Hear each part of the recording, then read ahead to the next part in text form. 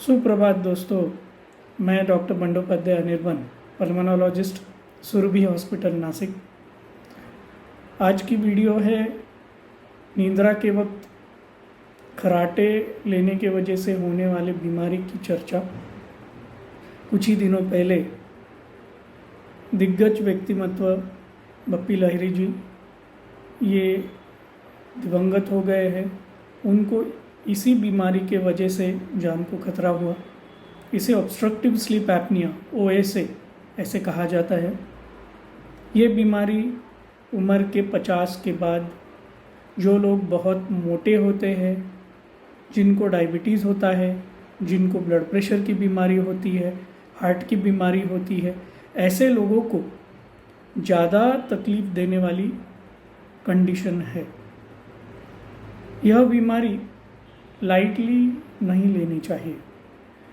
निद्रा में हम सभी खर्राटे लेते हैं, लेकिन जिन व्यक्तियों को कोमॉर्बिडिटीज़ है, जैसे बहुत मोटे होते हैं, जिनको हार्ट की बीमारी है, जिनको ब्लड प्रेशर की बीमारी है, जिनको डायबिटीज़ है, जिनको अरिथमियाज होते हैं, जिनको हाइपोथायरॉयडिज्म है, ऐसे व्यक्तियों को अगर निद्रा के वक्त खूब खर्राटे लेने की तकलीफ़ है, उनको खुद को समझ में आ रहा है या उनके पार्टनर्स कंप्लेंट कर रहे हैं, तो उन्होंने तुरंत डॉक्टर की सलाह लेनी चाहिए। क्योंकि जो लोग रात को खर्राटे लेते हैं और उनकी नींद पूरी नहीं होती, उन व्यक्तियों को ये बीमारी के वजह से उनकी जो कोमॉर्बिडिटीज़ है वह ज़्यादा बढ़ जाते हैं, ज़्यादा तीव्र हो जाते हैं। जैसे जो व्यक्ति खूब मोटा है, उनका बॉडी मास इंडेक्स 30 के ऊपर है, 30 से ज़्यादा है, इन व्यक्तियों को रात को खर्राटे लेने के वजह से नींद पूर्ण नहीं होती। इस वजह से उनको अर्ली मॉर्निंग इंसुलिन के सर्जेस होते हैं और दिन भर उनको ज़्यादा खाने की इच्छा होती रहती है, और यह एक चक्रव्यूह है, विशियस साइकिल है, जिसकी वजह से मोटापा और बढ़ जाती है। और एक वक्त ऐसी आती है कि उनकी इंसुलिन बॉडी की जो लेवल्स है वो बॉडी के शुगर्स को कंट्रोल नहीं कर पाता, जिसको इंसुलिन रेजिस्टेंस कहते हैं, और फाइनली वो डायबिटिक हो जाता है। और जिनको ऑलरेडी डायबिटीज़ है उनकी शुगर की मात्रा बढ़ जाती है। इस वजह से जिनको डायबिटीज़ है उनकी स्पेसिफिकली शुगर कंट्रोल के लिए निद्रा में उनकी स्नोरिंग यानी खर्राटे लेना कंट्रोल करना ज़रूरी है। जिन व्यक्तियों को ब्लड प्रेशर की बीमारी है, जब यह व्यक्ति रात को निद्रा लेते हैं और खर्राटे लेते हैं, इनकी निद्रा खर्राटों के वजह से खंडित होती है, और जब खंडित होती है तब उनकी ब्लड प्रेशर और बढ़ जाती है, जिसके वजह से उनको कार्डियक प्रॉब्लम्स, हार्ट के प्रॉब्लम्स, अरिथमियाज बढ़ने के चांसेस होते हैं। इस डिस्कशन में से क्लियर है कि जिन व्यक्तियों को मोटापा है, जिन व्यक्तियों को ब्लड प्रेशर है, अनकंट्रोल्ड डायबिटीज़ है, हाइपोथायरॉयडिज्म है, और यह व्यक्ति निद्रा में बहुत ज़्यादा खर्राटे लेते हैं, इनको तुरंत अपने स्लीप स्पेशलिस्ट को मिलना चाहिए, उनसे चर्चा करनी चाहिए। दोस्तों, sleep apnoea, hypo apnoea syndrome, ये बीमारी एक खतरनाक बीमारी है, विचित्र बीमारी है। इस बीमारी को अगर कंट्रोल किया जाए, ये कंट्रोल करना बहुत इजी है। अगर कंट्रोल किया जाए तो बड़ी बड़ी बीमारियां जैसे ब्लड प्रेशर, डायबिटीज़, हार्ट की बीमारियां, यह सब कंडीशंस कंट्रोल में रहते हैं। दोस्तों, मैं सुरभि हॉस्पिटल में 2013 से स्लीप डिसऑर्डर्स का काम कर रहा हूँ, मगर जितनी तीव्रता ये बीमारी के डायग्नोसिस और ट्रीटमेंट में पिछले 15 दिनों में आया है, वह मैंने पिछले 8 सालों में नहीं एक्सपीरियंस किया है। बप्पी लहिरी जी के जाने के बाद खूब जागरूकता इस बीमारी के बारे में बढ़ी है।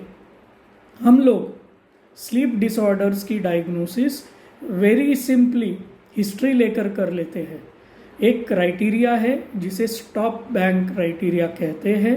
एस यानी स्नोरिंग, टी यानी दिन में नींद आनी टायर्डनेस, ओ यानी रात को नींद खंडित होना यानी एपनिया ऑब्जर्व्ड एपनिया, और पी यानी ब्लड प्रेशर ज़्यादा होना। B in bang, B is for increase body mass index greater than 30 kg/m²। A, यह बीमारी एज ऑफ 50 के ऊपर होती है। जिन लोगों का जबड़ा और नेक साइज 30 सेंटीमीटर्स के ऊपर होती है उनको ये बीमारी ज़्यादा तकलीफ देती है, और यह बीमारी ज़्यादा मेल्स में होती है, इसलिए G gender male. So stop bank criteria में अगर कोई व्यक्ति बैठता है तो उन्हें हम स्लीप स्टडी एडवाइस करते हैं।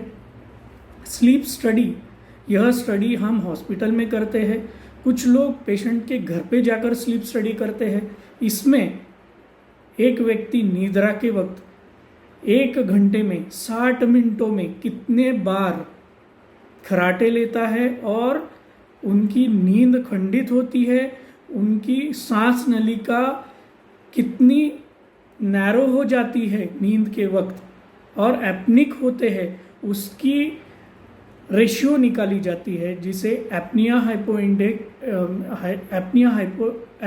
इंडेक्स कहा जाता है।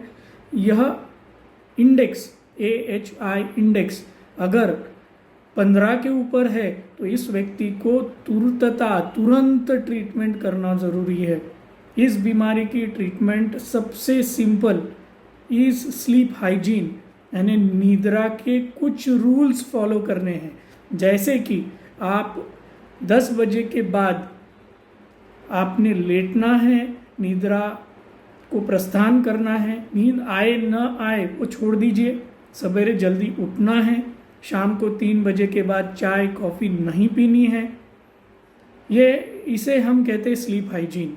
मोबाइल की और लैपटॉप की यूजेज शाम को 8 बजे के बाद नहीं करना है, ताकि आपकी नींद ठीक से होए, और इस स्लीप हाइजीन को फॉलो करना अनिवार्य है ऐसे हाई रिस्क इंडिविजुअल्स को। और स्लीप डिसऑर्डर अगर खूब सीरियस है तो इन व्यक्तियों को हम CPAP थेरेपी एडवाइस करते हैं। यह हम हमारे स्लीप स्टडी में फाइंड आउट करते हैं कि उनकी स्लीप डिसऑर्डर कितना तीव्र है और इनको इससे जान को खतरा हो सकती है कि नहीं, और फिर हम उनको CPAP का मशीन एडवाइस करते हैं। यह CPAP मशीन एक मोबाइल की साइज़ की होती है और उसमें एक मास्क लगा होता है जो नाक या मुंह और नाक के ऊपर लगाकर निद्रा लेनी होती है, और जब यह व्यक्ति CPAP यूज़ करता है तो उसकी ऑब्स्ट्रक्टिव स्लीप एपनिया या सेंट्रल स्लीप एपनिया इसका सटीक इलाज हो जाता है, और इस वजह से उनके जो एडिशनल प्रॉब्लम्स है जैसे blood pressure, diabetes, cardiac problems, मोटापा का प्रॉब्लम्स, यह सब कंट्रोल में आ जाता है। तो दोस्तों, ऑब्स्ट्रक्टिव स्लीप एपनिया निद्रा में होने वाली बीमारी, यह बीमारी बहुत खतरनाक है। इसके बारे में आप लोग सभी जागरूक होइए और हमारे जैसे स्लीप स्पेशलिस्ट को इसके बारे में बताइए और डिस्कशन करके इसके ऊपर इलाज करिए। यह मेरी आह्वान है। धन्यवाद। जय महाराष्ट्र, जय हिंद।